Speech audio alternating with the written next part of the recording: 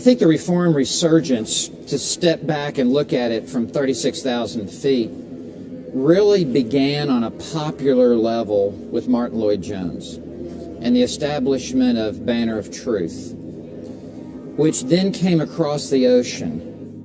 J.I. Packer in writing Knowing God, J.I. Packer writing The Sovereignty of God in Evangelism. That caught hold with a man named James Montgomery Boyce. Boyce began using these Banner of Truth books just in small group Bible study in his own church at 10th Presbyterian, and then started the Philadelphia Conference on Reformed Theology. All throughout the 90s, Philadelphia Conference of Reformed Theology was really crucial, where James Montgomery Boyce would have men like John MacArthur and St. Clair Ferguson speak on Reformed theology. And he had a young friend who joined with him, R.C. Sproul. I remember when I was young having to choose whether I would go to the Ligonier Conference or the Philadelphia Conference on Reformed Theology.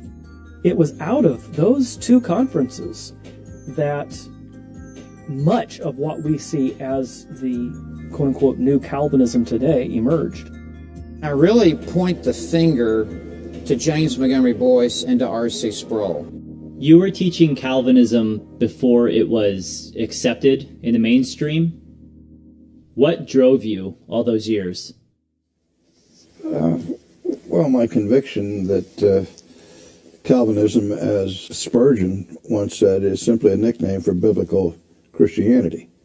I really believe that Calvinism is the purest statement of biblical truth that we find anywhere in history. And if you look at the history of church confessions, you look at the Westminster Confession, of course, the Belgic Confession, the Heidelberg Catechism, the canons of Dort, even the 39 Articles of the Church of England, the Baptist Confession, the Scots Confession, these main denominational confessions of faith historically were all fundamentally Calvinistic in their theology. Global ministry of John MacArthur with Grace to You, which is as Bible teaching as you're going to get, and it be on the radio. The MacArthur Study Bible, and the Reformation Study Bible, and the ESV Study Bible.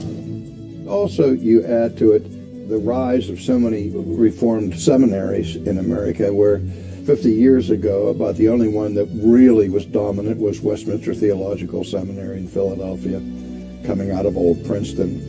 And then we've seen a proliferation of theological institutions that have adopted Reformed theology, not just in Presbyterianism, but in the Reformed Baptist community. Al Mohler. Albert Mohler, or through people like Mark Dever. I think D.A. Carson as well has been a catalyst in this movement. Tim Keller. We're really urging the church to get out there and to recognize the need to be able to get outside the church walls to spread the gospel. John Piper. John Piper is the preacher theologian of this movement. Dr. Piper, God used to reshape the way that I see the world in terms of God, His sovereignty and might and power, His commitment to the glory of His own fame in the world, His sovereignty over the world, and in terms of God's purpose in creating me. So Genesis 50, verse 20, you meant it for evil, but God meant it for good. Don't let any preacher tell you it means use. As if you're going to get God off the hook for meaning it. You, wicked brothers of mine, meant it for evil. Meant it. The evil, meant it.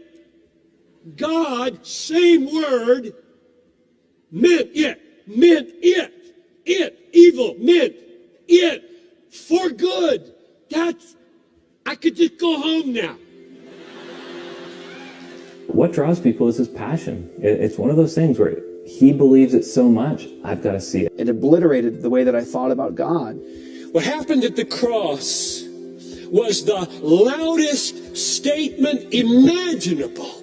If you understand Romans 3:23 to 26, the loudest statement from heaven imaginable, I love my glory.